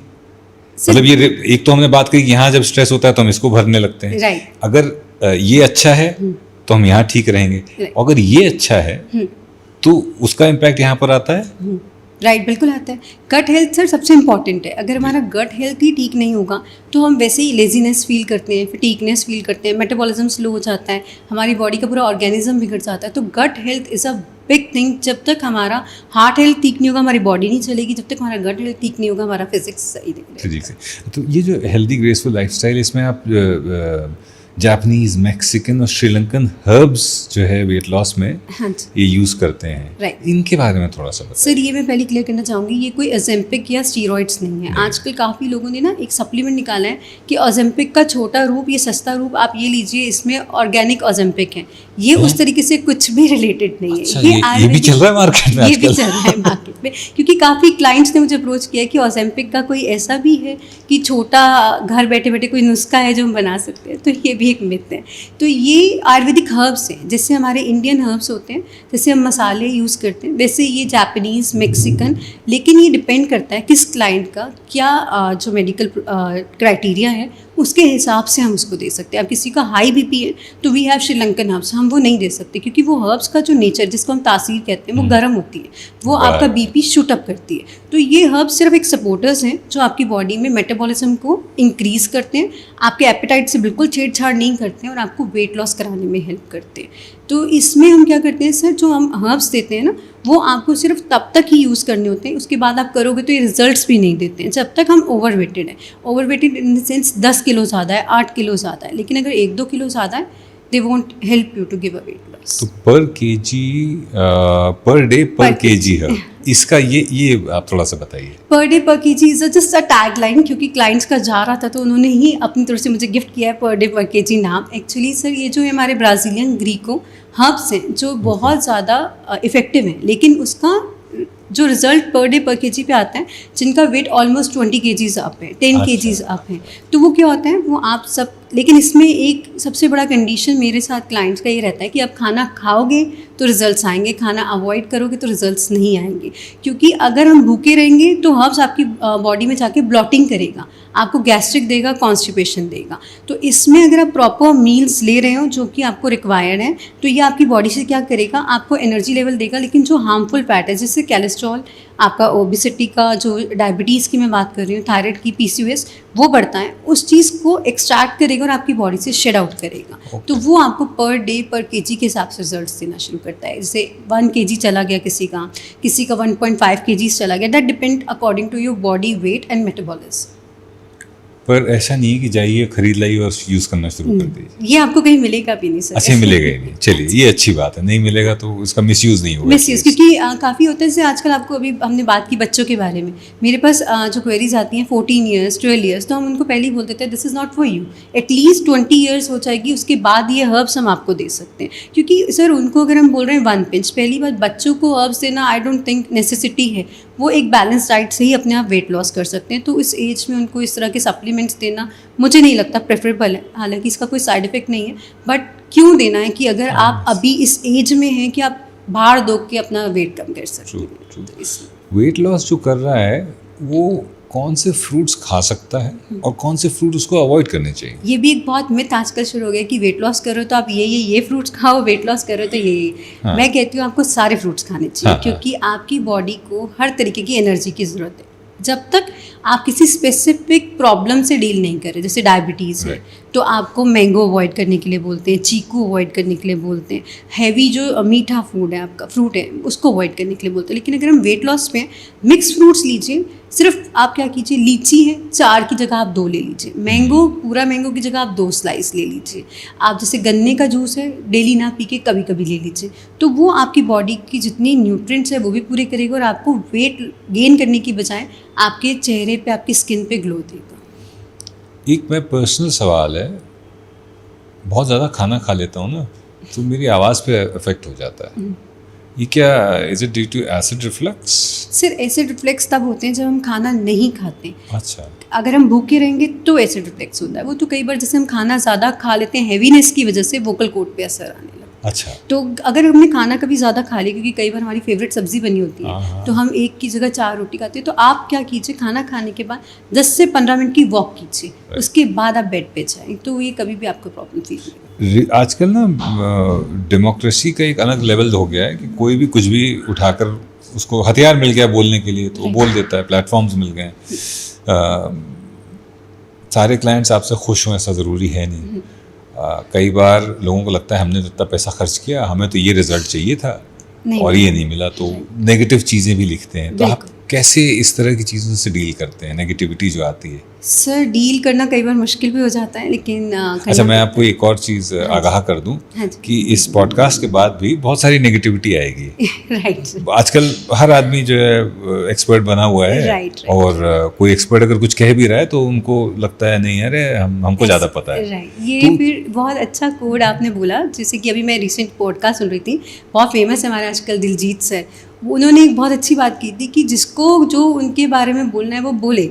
तो अब मैंने उस चीज़ को मोटो बना लिया है कि हम यहाँ पे किसी को खुश करने नहीं आए, जो क्लाइंट हमसे रिजल्ट ले रहा है, हाँ अगर कोई गलती हमसे हुई है या उनको कोई एक्सपेक्टेशंस में प्रॉब्लम है, we are there to help her in every manner we can do. But अगर किसी को खुश आप करना चाहते हो सर, आप नहीं कर सकते। आप किसी को पूरा खुश कर दो ऐसा तो भगवान से भी लोग खुश नहीं है, तो हमसे तो क्या है, तो हम लोग तो इंसान ही हैं। Right. अच्छा, best Asian doctor icon award और बेस्ट फिजियोलॉजिस्ट अवार्ड भी आपको मिला। Right. तो यार such a young age, London book of records में एंट्री, जब इस तरह का रिकग्निशन मिलता है तो how do you handle that? थोड़ा सा आता है अभी तो अपने नीचे भगवान है ऐसा आता है, या एक ग्रैटिट्यूड वाली फीलिंग आती है? नहीं, ऐसा लगता है कि सर शायद मैं डिजर्व नहीं करती थी, ऊपर वाले ने ज़्यादा दे दिया, पहली चीज़ यही आती है दिमाग में। दूसरा फिर लगता है कि अब जो मिला है उसे मेंटेन करना है, सबकी हेल्प करनी है, ईगोइस्टिक पॉइंट बिल्कुल नहीं लाना है और इससे आगे अच्छा ही करके दिखाना है। क्योंकि काफ़ी क्लाइंट्स जो है हमारे साथ, ऐसा नहीं नेगेटिविटी है, पॉजिटिविटी भी बहुत है, जो ब्लेस करते हैं, तो उनकी जो डिमांड्स हैं, जो ब्लेसिंग्स है, उस पर हमें पूरा होता है। बट हाँ, as a doctor we are practicing, तो और मेहनत करनी है और आगे जाना है और अवार्ड्स लेने हैं, यही दिमाग में हमेशा रहता है। नेगेटिविटी की जैसे आपने बात की, वो पॉजिटिविटी की, तो आपको मैं एक अपना भी वो बता देता हूँ एक्सपीरियंस। तो पिछले 5-7 सालों से जब भी बिग बॉस चल रहा होता है, हाँ जी, तो मेरा इंस्टाग्राम जो है बहुत बजिंग होता है और ज़्यादातर अच्छे ही मैसेज आते हैं, बहुत अच्छा लगा ये हुआ। फिर कुछ कंटेस्टेंट्स एलिमिनेट होते हैं और फिर मुझे बहुत गालियाँ आने लगती हैं, मतलब फिर वो गालियाँ मुझ तक, मेरे माँ बाप तक, मेरे बच्चों तक, मेरे शुरू में बड़ा अफेक्ट होता था। फिर मैंने उसको क्वांटिफाई किया, मैंने कहा अच्छा ये 150 कमेंट्स हैं, इसमें से 6 कमेंट्स ऐसे हैं, तो परसेंटेज तो बहुत छोटा हुआ, बहुत छोटा हुआ, राइट। तो हम क्यों उनको इफेक्ट उतना इम्पोर्टेंस दें? ऐसा होता है सर, जब हम काम करते हैं ना आपके फील्ड में, तो स्पेशली, और मेरा भी अब यही फील्ड है क्योंकि हम लोग भी एज अ डॉक्टर कह लो डिजिटल डॉक्टर्स बन गए हैं, इंस्टाग्राम पे आ गए, तो वो गाली सिर्फ हमें नहीं, हमारी फैमिलीज तक जाती है। हाँ। बट आई थिंक हमें उस चीज़ को ज़्यादा इफेक्ट इसलिए नहीं देना चाहिए क्योंकि they are the people, such peoples जो आज बोल रहे हैं, आज हमें बोल रहे हैं, कल किसी और को बोलेंगे। उनको काम ही शायद यही है कि दूसरे को पोक करना। बट जो हम अच्छा काम कर रहे हैं वो दुनिया देख रही है। स्पेशली आपको तो दुनिया इतना एम्प्लीफाइज करती है और मतलब इतने लोग आपसे मिलना चाहते हैं कि बिग बॉस तो is a sensation sir. Thank you. Heart attack एक बड़ी भारी समस्या हो गई आज की तारीख में। यंगस्टर्स में हार्ट अटैक, राइट कैसे बचा जा सकता है? सर सबसे पहले जो हम हार्ट अटैक की बात करते हैं यंगस्टर्स में, यंगस्टर्स का एक फ़ैशन हो गया है कि हम एक्सरसाइज कर रहे हैं तो हमें प्रोटीन लेना है। ये जो हमारे ट्रेनर ने कह दिया है that is the full and final. हमें उसके बाद ना पेरेंट्स की सुननी है ना डॉक्टर की सुननी है। तो वो चीज़ अगर हम ना करें और अगर एक्सेस में हम अपनी एक्सरसाइज को ना ज़्यादा इम्पोर्टेंस दें तो उस चीज़ से हम बच सकते हैं। सेकेंडली जिम का मैंने जो है वो टॉपिक इसलिए लिया क्योंकि जिम जाना is not a bad thing, मैं गलत नहीं कर रही हूँ। पर जिम जाके मैं स्टीरॉइड्स ले रही हूँ क्योंकि मुझे 2 महीने के अंदर अंदर बॉडी बनानी है because of any target plans या कोई कंपटीशन की वजह से जो स्टीरॉइड्स लेकर हम बनाते हैं, that is a very bad thing कि वो हमारे ब्लड में जाके, क्योंकि इंजेक्शन आपके ब्लड में जा रहा है, वो आपके ब्लड के अंदर किस तरीके के हार्मोन्स या केमिकल प्रोड्यूस कर रहा है जिस वजह से आपको हार्ट अटैक आने के चांसेस हो जाते हैं। क्या खाना, क्या 3 तरह की चीज़ें हैं जो इंक्लूड करें खाने में, कोलेस्ट्रॉल को पॉजिटिवली इम्पैक्ट करे, जो कोलेस्ट्रॉल का बैड कोलेस्ट्रॉल कम करे और हार्ट अटैक की रिस्क को लोअर करे? ऐसे कौन से 3 फूड्स हैं जो हम डेली लाइफ में इनकॉर्पोरेट कर सकते हैं? सर सबसे पहले हम फ्लैक्स सीड्स ज़रूर अपनी डाइट में इंक्लूड करें, प्लस हम कार्ब्स बहुत ज़्यादा अपनी डाइट में इंक्लूड करें। हम नीट एंड क्लीन जितना डाइट लेंगे, बिना रिफाइंड ऑयल्स के, बिना बेकरी आइटम्स के, बिना अगर मैं बात करूँ पाम ऑयल्स के, और जैसे हम मोमोज़ खाते हैं, पिज़्ज़ा खाते हैं, अगर इसको छोड़ देंगे और केक पेस्ट्रीज़ को अगर हम अवॉइड करेंगे तो हम कोलेस्ट्रॉल से बच सकते हैं। मैं ये नहीं कहूँगी कि आप परमानेंटली उसको डिक्रीज़ कर दीजिए, बट उसे रेगुलर बेसिस पे इनटेक करना बंद कर दीजिए। अब बेकरी आइटम की बात करिए। आजकल कुछ बेकरी आइटम ऐसे भी आ रहे हैं, बड़े सारे स्टार्टअप्स हैं जो कुकीज़ बेच रहे हैं, आमंड फ्लावर की कुकी बेच रहे हाँ हैं, मिलेट्स की कुकीज़ हैं, no sugar cookies, no added sugar cookies. Right. आपके हिसाब से ये भी नुकसान ही है, इनका भी इंटेक लिमिटेड होना चाहिए या बिल्कुल नहीं होना चाहिए? नहीं, बिल्कुल तो सर मैं किसी भी चीज़ का इंटेक आपको मना नहीं करूँगी क्योंकि एज ए ह्यूमन हमें हर चीज़ इंटेक करने का एक, अगर मैं कहूँ कि मौका मिल रहा है तो बिल्कुल हमें ट्राई करना चाहिए। बट अगर हम इसे हैबिट बना लेते हैं तो गलत है। आप हर चीज़ को हैबिट नहीं बना सकते कि आप रेगुलर बेसिस पे वो कुकीज़ ले रहे हो, या जैसे रागी कुकी, मल्टीग्रेन कुकी जो भी आपने बात किया, या जो आमंड्स वाली है, वो हम अगर रेगुलर बेसिस पे लेते हैं तो, क्योंकि कुकीज़ भी आप अगर घर पे भी बनाते हैं तो इसमें कुछ % फैट डलता ही डलता है, तो वो आपके कोलेस्ट्रॉल लेवल को इंक्रीज जब करता है। Twice a week, thrice a week अगर आप ले रहे हैं, that is not a harmful thing. ये आपने बड़ी कमाल की बात की, क्योंकि हेल्दी फूड के नाम पे कि हाँ भाई आमंड फ्लोर से बनी है, ये खाओ, खूब आराम से खाओ। कैंसर आज के दौर की एक ऐसी हकीकत है जो जिससे हम नहीं बच सकते हैं। बिल्कुल सर। तो कैसे बच सकते हैं? कैंसर आजकल आपने सुना होगा, ब्रेस्ट कैंसर भी बहुत विमेंस जी, में फैल रहा है। तो कैंसर का सबसे पहला, अगर मैं अपनी फील्ड से बात करूँ तो स्ट्रेस और टेंशन नहीं लेना है। सेकेंडली अगर हम बात करें एक फिजिशियन की नज़र से, तो छोटी सी छोटी भी बीमारी अगर हमारे शरीर में पल रही है और हम उसको इग्नोर कर रहे हैं तो वो आगे जाके बड़ा कैंसर का रूप ले सकती है।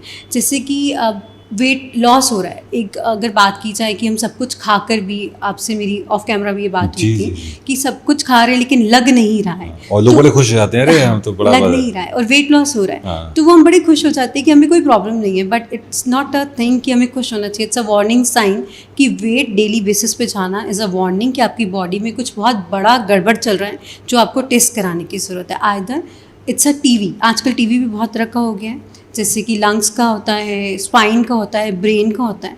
सबसे पहले वेट लॉस अगर आपका बहुत ज़्यादा हो रहा है और आप थोड़ा सा भी वीकनेस फील कर रहे हैं तो लोग कहते हैं इसने ना डाइटिंग करी थी, इस वजह से इसके साथ ये प्रॉब्लम हो गई।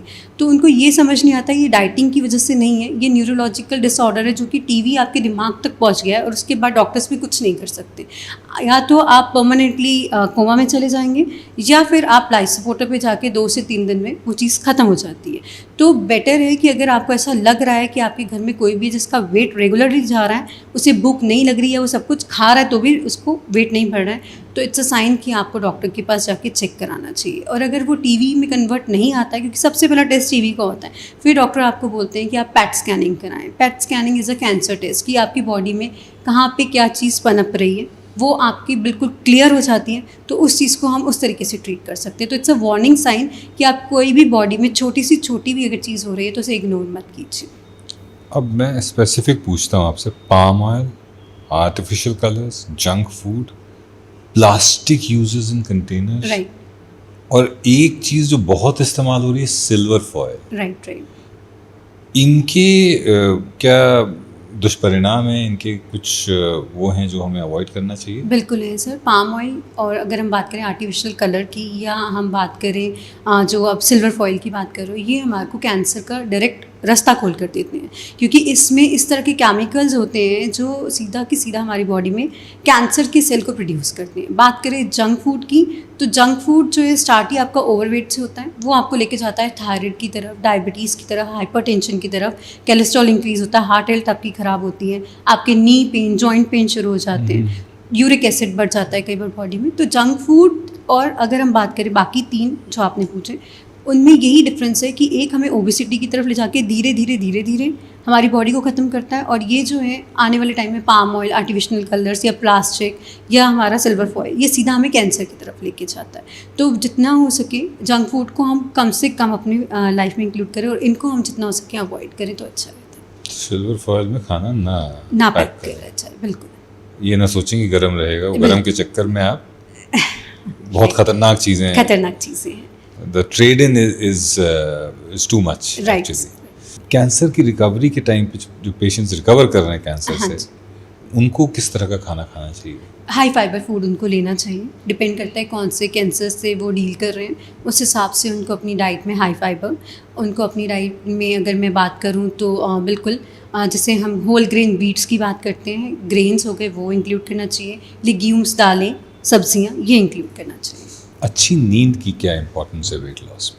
सर बहुत बड़ी इंपॉर्टेंस है। अगर हम वेट लॉस कर रहे हैं या हम किसी भी चीज़ से डील कर रहे हैं, जब तक स्लीप साइकिल अच्छा नहीं होगा हमारी बॉडी हमारे साथ नहीं देगी, क्योंकि अगर हमें नींद ही पूरी नहीं हुई है, हम ऑब्वियसली लेज़ी रहेंगे, काम करने का मन नहीं करेगा, हमारा दिमाग शांत नहीं रहेगा, तो हम किसी भी चीज़ में ध्यान नहीं लगा सकते। और वेट लॉस में अगर 8 घंटे की नींद पूरी नहीं है तो वेट लॉस आपका नहीं अच्छे तरीके से आप वेट लॉस कर सकते हैं। ये 8 घंटे एट अ स्ट्रेच ज़रूरी है, या अगर हम इसको 6 और 2 या 7 और 1 के 2-1 तो बिल्कुल गलत है, 6 से 7 फिर भी हम उसे ले जा सकते हैं। नहीं, जैसे हमने उसको ब्रेक कर दिया कि 6-7 घंटे रात में ले लिए और 1 घंटा कहीं बीच में नैप ले लिया, that's okay. That's also, चल it's also हाँ fine. आजकल एंटी एजिंग एक बहुत बड़ा टॉपिक है लोगों के बीच हाँ में।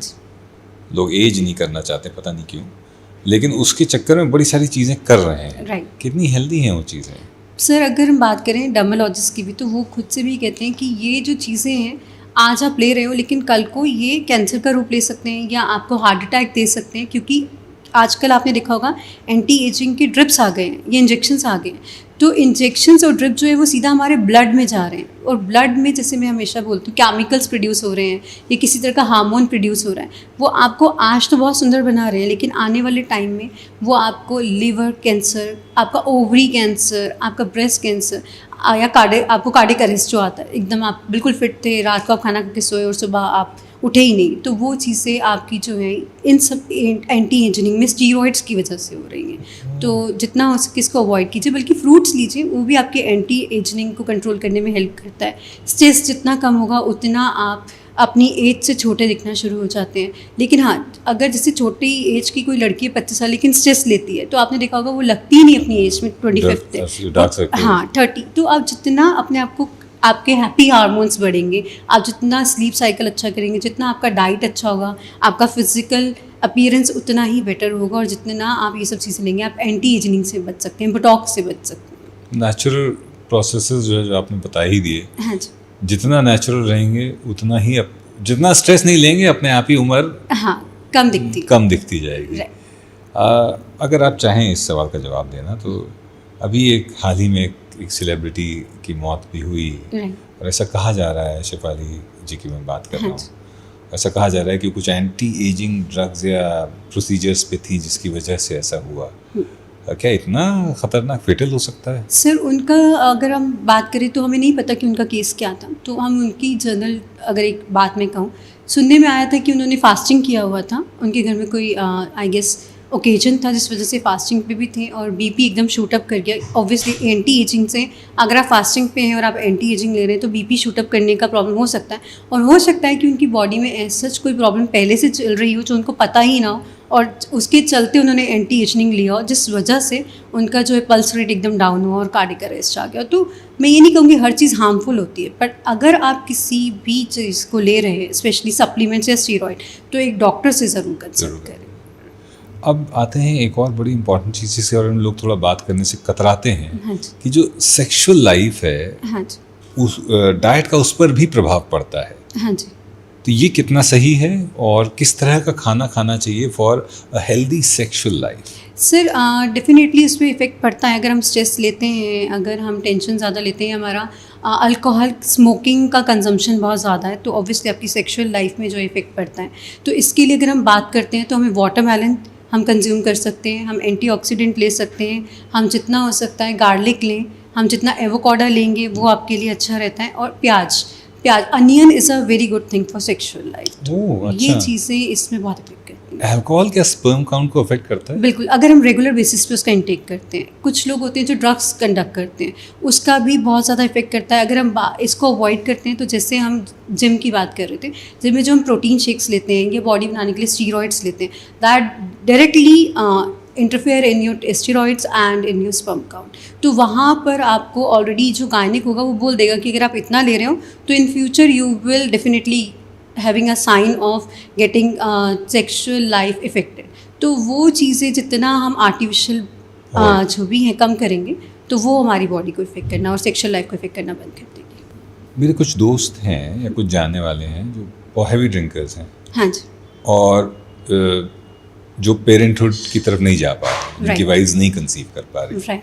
क्या अल्कोहल कारण है? बिल्कुल, अल्कोहल उसका एक बहुत बड़ा मेजर इशू हो सकता है कि वो स्पर्म काउंट को आपका डिफेक्ट करता है। सो जितना हम इन सब चीज़ों से, अल्कोहल से, स्मोकिंग से, आर्टिफिशियल प्रोडक्ट्स से या सप्लीमेंट से दूर रहेंगे, उतना हमारा सेक्सुअल जो लाइफ है वो हेल्दी रहेगा और पेरेंट बनने के चांसेस उतने ज़्यादा। मतलब अगर आप अल्कोहल ले रहे हो जैसे मंथ में 1 बार 2 बार, that's okay, but regular basis पे आप consumption is regular and heavy, हाँ right, that is bad. Bad. तो अब मान लीजिए 15 साल हो गए शादी को, बहुत शराब पी रहे थे 15 साल तक, नहीं पिता बन पाए, हाँ।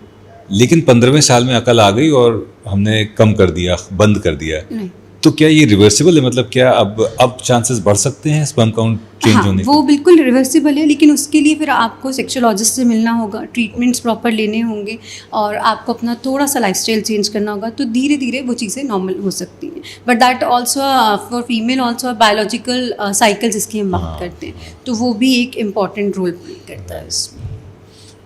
लॉन्जिविटी के लिए 3 आपके हिसाब से ऐसी आदतें, लाइफस्टाइल हैबिट्स जो हमें इनकॉर्पोरेट करनी चाहिए ताकि एक तो लॉन्जिविटी बढ़े और हेल्दी हम रहें। हाँ। ऐसा ना हो कि मतलब हम जिए 75-80 साल तक और स्वस्थ रह के जिए। Right. तो क्या 3 लाइफस्टाइल? उसके लिए सबसे पहले हमें अपना मेंटल हेल्थ, हमें खुश रहना चाहिए, हमारा स्लीप साइकिल अच्छा होना चाहिए, हमारा डाइट अच्छा होना चाहिए, हमारा फिजिकल एक्टिविटी एटलीस्ट आज की डेट में जो बहुत बिजी शेड्यूल है 30 मिनट्स का ज़रूर होना चाहिए। अब आते हैं मतलब एकदम रैपिड फायर टाइप के सवाल मैं आपसे पूछता हूँ। इम्यूनिटी बूस्टर टिप्स हमारे व्यूअर्स के लिए आप अगर देना चाहें। एक तो वाटर इनटेक बढ़ा दीजिए, अश्वगंधा अपनी डाइट में ज़रूर इंक्लूड कीजिए, और जितना हो सके अपना आप वॉलनट्स हो गए, आमंड्स हो गए, ये ज़रूर इंक्लूड कीजिए। आपने वाटर इनटेक की बात करी, कई लोग ऐसा भी मानते हैं पानी है कितना भी पिए जाओ कोई दिक्कत नहीं है, ये भी मेरे ख्याल से गलत है। इसमें फिर अगर हम बात करें दोबारा से, तो वेट लॉस होने का चांसेस जो है वो कम हो जाता है, क्योंकि बॉडी में आपकी वाटर टेंशन बढ़ना शुरू हो जाता है। सो आपको ऐसा नहीं कि सिर्फ पानी पे ही जीना है, पानी इज़ ऑल्सो इम्पॉर्टेंट। हमारी बॉडी जो 70% वाटर से ही बनी होती है, तो आप अगर दिन में कम से कम 8 से 10 ग्लास, मैक्सिमम 12 ग्लास पानी ले रहे हो, that is sufficient for you. तो अगर हम आपसे पूछना चाहें कि मिनिमम और मैक्सिमम वाटर इनटेक क्या होना चाहिए, तो आपके हिसाब से? Minimum 6 glasses, maximum at least 12 glass. Litres में अगर बात करें? 2 litres. Minimum is 2 litres and नहीं, maximum is 2 litres. Maximum is 2 litres. 2 litres is enough. That depends कि आपका मेटाबॉलिज्म कहाँ पे, क्योंकि अगर मैं ज़्यादा वाटर इनटेक भी कहूँगी तो वो फिर मैंने आपको बताया वाटर इनटेक आपकी बॉडी में बढ़ जाएगा, ब्लॉटिंग हो जाएगी, आपकी बॉडी में इन्फ्लेमेशंस बढ़ जाएंगे। तो इस वजह से ज़्यादा पानी भी, ये नहीं है कि पूरी जैसे वेट लॉस पे तो सिर्फ हम पानी पीते जाएं, कुछ स्पेशलिस्ट कहते हैं पानी पियो उससे भूख मर जाएगी। हमें भूख मारनी नहीं है, हमें पानी भी लेना है और हमें खाना भी खाना है, क्योंकि दोनों चीज़ें हमारे लिए इम्पोर्टेंट। तो अति की भली न बोलनी, अति की भली न चूक, बिल्कुल परफेक्ट वही है। तो लेकिन अगर कोई जैसे मुझे पसीना बहुत आता है, हाँ, और मैं वर्कआउट करता हूँ तो उस समय तो लीटरों में पानी पसीना निकलता है, तो हमारे जैसे लोगों के लिए क्या ये जो मैक्सिमम 2 लीटर की लिमिट है ये ज़्यादा होनी चाहिए? बिल्कुल ज़्यादा होनी चाहिए, क्योंकि आप तो ऑलरेडी अपनी बॉडी से उस चीज़ को शेड कर रहे हैं, क्योंकि आप एक्सरसाइज भी कर रहे हैं, पसीना भी आ रहा है, यूरिनेशन के फॉर्म में भी जा रहा है, तो उसको हम 3 से 4 लीटर पे ले जा सकते हैं। चलिए, हर्बल सप्लीमेंट के बारे में एक मिथ जो आप बस्ट करना चाहते हैं। रातों रात वेट लॉस हो जाएगा, रातों रात कभी वेट लॉस नहीं होता है। वेट लॉस के लिए मेहनत बहुत ज़रूरी है, पॉजिटिव रहना बहुत ज़रूरी है, अच्छा खाना बहुत ज़रूरी है। क्या सारे हर्बल सप्लीमेंट्स हेल्दी ही होते हैं, उनका कोई साइड इफेक्ट नहीं होता है? नहीं, ऐसा नहीं है सर कि सब हेल्दी होते हैं कि हर्बल है तो साइड इफेक्ट तो नहीं होगा, ऐसा नहीं, जरूरी नहीं। ऐसा नहीं होता। वो साइड इफेक्ट्स में ये नहीं कहूँगी कि आपको कोई अगर हर्बल है तो कैंसर देगा, कई बार कॉन्स्टिपेशन देके जाता है, छोटा सा ही साइड इफेक्ट हो जाता है। तो वो डिपेंड करता है कि आपकी बॉडी किस तरीके की है, उसमें क्या चीज़ें सूट करती हैं। जैसे किसी को गर्म चीज़ें सूट करती हैं, किसी को ठंडी करती हैं, उसके हिसाब से ही हर्बल प्रोडक्ट आपको सूट कर सकता है। सप्लीमेंट्स को लेकर आपका क्या ओपिनियन है? सप्लीमेंट्स को हम ये नहीं कहेंगे कि पूरी तरीके से गलत हैं। सप्लीमेंट्स, अगर आपको किसी भी तरीके का सप्लीमेंट यूज़ करना है, either it's a small multi vitamin capsule, you must take advice from the doctor कि कितने महीने आपको उसको यूज़ करना है। क्योंकि अगर सपोज एक छोटा कैल्शियम की गोली है, आज मेरा कैल्शियम लेवल कम आया है, मैं उसको डॉक्टर ने बोला आप 2 महीने लीजिए, मैं कह रही हूँ नहीं यार मेरे को तो अच्छा लग रहा है, मैं 4 महीने लूँगी, तो वो आगे जाके आपके स्टोन में कन्वर्ट होना शुरू हो जाता है। अच्छा, हमारे जिम ट्रेनर्स जो हैं वो न्यूट्रिशनिस्ट भी बन गए हैं, राइट। वो हमें बड़ा सप्लीमेंट वगैरह, मतलब as an generally in general gym trainers are advising on supplements, protein, whey protein, कि साहब प्रोटीन इंटेक, क्या उनकी सलाह पे लेना चाहिए, या कोई भी इस तरह का चेंज अपनी डाइट में या सप्लीमेंट को लेकर वो बिना डॉक्टर के नहीं करना चाहिए? बिना डॉक्टर के नहीं करना चाहिए, बिना सर्टिफाइड किसी भी प्रोफेशनल के नहीं करना चाहिए। क्योंकि प्रोटीन, उन्होंने तो आपको बोल दिया कि प्रोटीन आपने लेना है, आप इसको इससे रिप्लेस कर दो। मील रिप्लेसमेंट्स आ गए हैं, वे प्रोटीन जैसे आपने ले लिया, अब उन्होंने तो आपको वे प्रोटीन बोल दिया, अब उसके बाद की जो आपकी बाद की डाइट है उसमें आप कितना अपनी डाइट में प्रोटीन ले रहे हो वो हमें पता ही नहीं है। तो extra protein is also give a bad effect your height, क्योंकि वो आपकी जो आपका यूरिक एसिड है उसको इंक्रीज़ करता है, किडनी स्टोन्स बन जाते हैं उसमें, आपकी बॉडी में और तरीके के, जैसे अगर एक्स्ट्रा प्रोटीन है तो यूरिन में प्रोटीन सिक्रीट होना शुरू हो जाता है। तो जब भी कोई चीज़ हमने लेनी है वो हमेशा डॉक्टर से या किसी सर्टिफाइड प्रोफेशनल से पूछ के ही कंज्यूम करनी है, क्योंकि बॉडी हमारी है, सामने वाला सजेस्ट कर सकता है, लेकिन अपनी बॉडी के साथ अगर हम आज गलत करेंगे तो अभी नहीं तो लॉन्ग टर्म में साइड इफेक्ट्स हमें ही झेलने पड़ेंगे। पेरेंट्स के लिए क्या टिप है टू रिड्यूस स्क्रीन टाइम और शुगर इनटेक, जो बच्चों में शुगर्स जा रहे हैं अलग अलग फॉर्म्स में, राइट, कोई ज़रूरी नहीं डायरेक्ट शुगर, आजकल बड़े सारे तरीकों से जा रहे हैं, और स्क्रीन टाइम बड़ा बढ़ रहा है, तो कैसे शुगर को अगर हम बात करें तो सर उसे हम फ्रूट से रिप्लेस कर सकते हैं। जैसे मैंगोज़ हैं, ग्रेप्स हैं, आप स्मूदीज़ दे दो, शेक्स दे दो, उसमें आप जैगरी पाउडर या हनी का कंजम्पशन ज़्यादा तो उस चीज़ को हम रिप्लेस कर सकते हैं। स्क्रीन टाइम की अगर हम बात करें तो जैसे हमने पहले बात किया था, आप बच्चों के साथ टाइम स्पेंड करना शुरू कीजिए, उन्हें पिकनिक, जो बहुत पुराने टाइम पे होता था, हम लोग जाते थे, जैसे हमारे दिल्ली में इंडिया गेट पे पिकनिक्स होते थे, या चिल्ड्रंस पार्क में आप उन्हें लेके जा रहे हैं, ज़ू लेके जा रहे हैं, तो वो आप बच्चों के साथ करना शुरू कीजिए। आप उन्हें छोटे, जैसे कोई अगर फीमेल है, जैसे मेरी डॉटर है या आपकी कोई डॉटर है, तो उसके साथ अगर आप किचन में थोड़ा बहुत काम कराना शुरू करें, क्या मैं तुम्हें आज ये बनाना सिखाती हूँ, तो वो बच्चों के साथ एक हैप्पी बॉन्डिंग शुरू हो जाता है, तो वो स्क्रीन टाइम को कम करने में हेल्प करेगी। ये हमारी वाइफ बहुत करती हैं, बेकिंग वगैरह करती हैं, तो दोनों बच्चों को इन्वॉल्व करती हैं, वो पानी पूरी बनाती हैं तो इन्वॉल्व करती हैं, बड़ा खुश होते हैं। रियली वेरी गुड सर, क्योंकि वो बॉन्डिंग एक मम्मा और बच्चे में होना बहुत ज़रूरी है, और दोनों, मतलब बेटा भी और बेटी भी, दोनों मिलकर उनको बिल्कुल होना चाहिए। एक अंडररेटेड फूड जो दिमाग के लिए बड़ा अच्छा है, walnuts are the best supplement for your brain health के लिए। आप दिन में कम से कम 2 से 3 वॉलनट ले सकते हैं। जिनका थायराइड थोड़ा हिला हुआ है उनके लिए नट्स का आप इंटेक आपके हिसाब से क्या? उनके लिए सबसे अच्छा अगर मैं बात करूं तो पिस्ता बहुत अच्छा रहता है थायराइड क्लाइंट्स के लिए, पिस्ता आपको ज़रूर इंक्लूड करना चाहिए। आमंड्स क्या अवॉइड करने चाहिए? आमंड्स नहीं, अवॉइड नहीं करने चाहिए, जैसे बाकी क्लाइंट्स 4 ले रहे हैं आप 2 ले लीजिए, कम मॉडरेशन में। हाँ।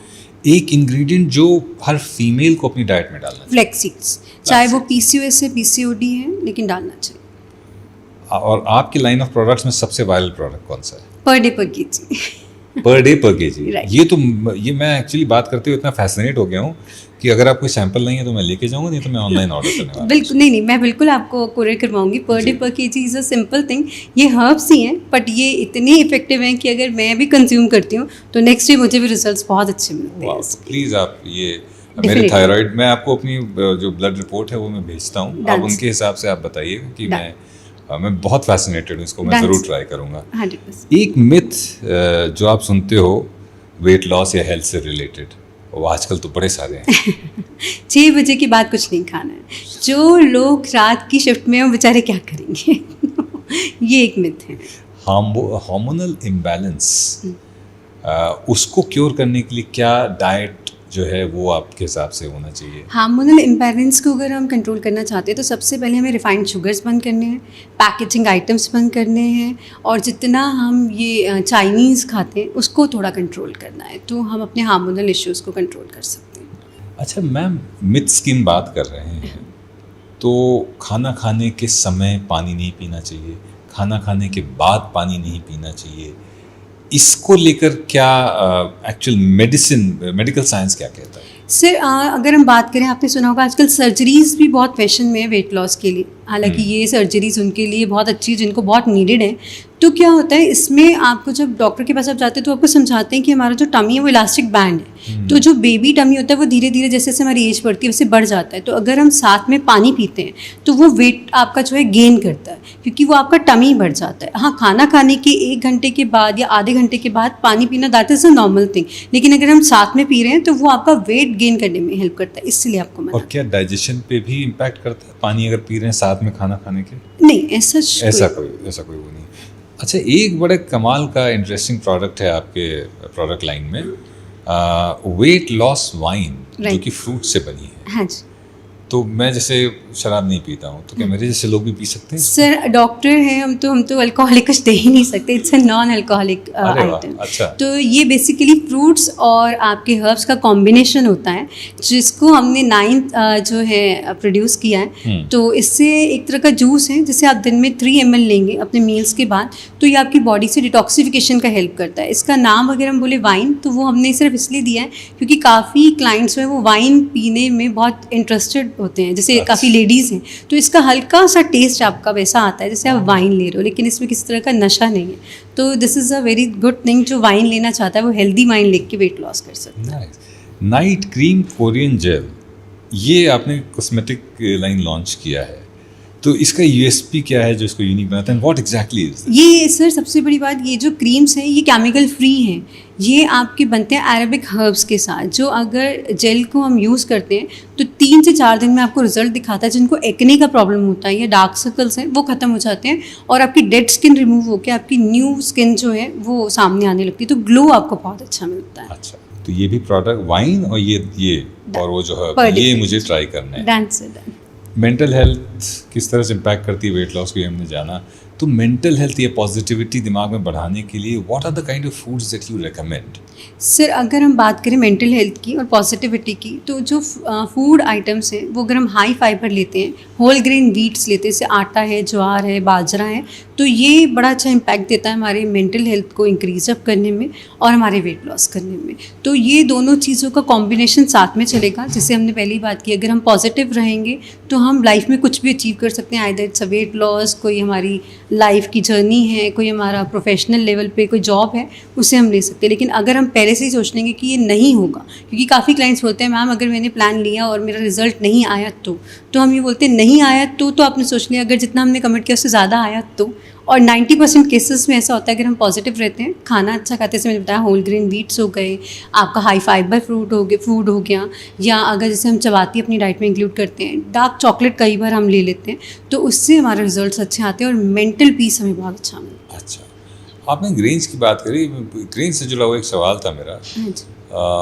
मेरी मम्मी से बड़ी लड़ाई होती रहती है, अरे अनाज का रोटी तो खानी ही पड़ेगी, और रोटी मैंने देखा है जब से मैंने एक्सक्लूड करी है और स्विच किया है मिलेट्स पर, तो एक बड़ा अच्छा इम्पैक्ट आया है। Is it because of the kind of आटा that we are using? Sir रोटी खानी पड़ेगी, इट्स बिकॉज क्योंकि वो आयरन रिच होती है। अगर हम नहीं खाएंगे तो आयरन डेफिशिएंसीज हो जाती हैं, हीमोग्लोबिन लेवल कम हो जाते हैं।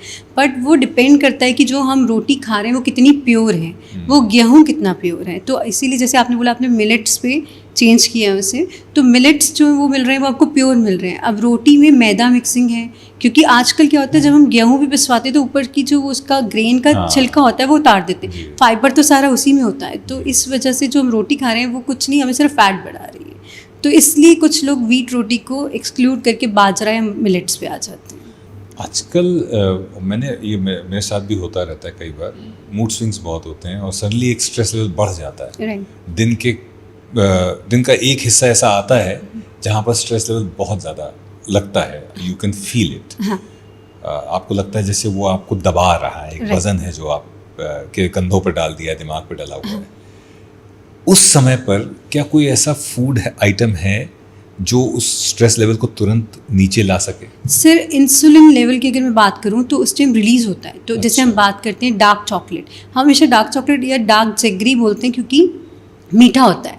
जब भी हम कुछ मीठा लेते हैं तो हमारे जो स्ट्रेस हार्मोन्स प्रोड्यूस होते हैं वो उसको कंट्रोल करता है। तो उस टाइम पे अगर हम कुछ मीठा लेते हैं तो आप देखोगे मुश्किल से आधे घंटे के अंदर हमारा स्ट्रेस लेवल जो है वो कंट्रोल आने लगता है। तो उस टाइम पे हम अगर कुछ भी मीठा कंज्यूम करते हैं तो एकदम से हमारा स्ट्रेस लेवल नॉर्मल। बट मीठे का मतलब ये नहीं है कि जाके मिठाई हाँ, मिठाई नहीं, नेचुरल शुगर थोड़ा सा। जेगरी पाउडर आप यूज़ कर सकते हैं, आप डार्क चॉकलेट यूज़ कर सकते हैं, आप चाहो तो उस टाइम पे मैंगो का एक स्लाइस ले सकते हो या वनीला आइसक्रीम का एक स्कूप ले सकते हो उस टाइम के लिए, जो आपको उस टाइम स्ट्रेस से रिलीव करे। ऐसा ना हो कि उस चक्कर में आप अपने शुगर लेवल एकदम स्पाइक कर लो। राइट।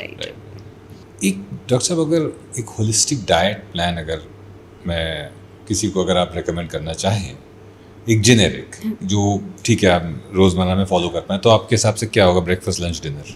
सबसे पहले सुबह उठ के अगर आप ले सकते हैं तो फ्लैक्स सीड्स वाला वाटर लीजिए या मेथी दाना वाला वाटर लीजिए।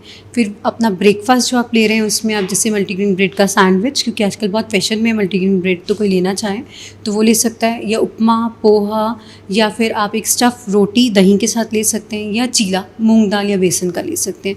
देन आते हैं मिड मील में, उस टाइम अगर आप फ्रूट्स ले लो सबसे बेस्ट है। फिर लंच में या तो आप दाल या सब्ज़ी, रोटी या फिर चावल, साथ में सैलेड। इवनिंग के टाइम पे कि हम सबको आदत है चाय लेने की, तो चाय मखाना के साथ हम ले सकते हैं, सबसे हेल्दी ऑप्शन है। डाइट नमकीन आजकल मार्केट्स में अवेलेबल है। रोज़ खा सकते हैं मखाना? मखाना रोज़ खा सकते हैं। मखाना कैल्शियम रिच है, हाई फाइबर है, तो वो तो आपको बहुत अच्छा ग्लो देता है, तो आप मखाना ले सकते हैं। उसके बाद अगर हम बात करें डिनर की, तो उसमें मैं कहती हूँ कि आप चावल थोड़ा सा अवॉइड कीजिए अगर आप वेट लॉस पे, अदरवाइज़ चावल या रोटी में से एक चीज़ लीजिए, और दाल लीजिए, राजमा लीजिए, चना लीजिए, और साथ में आप अपना अगर लेना चाहें तो थोड़ी देर बाद जेगरी हल्का सा आप ले सकते हैं।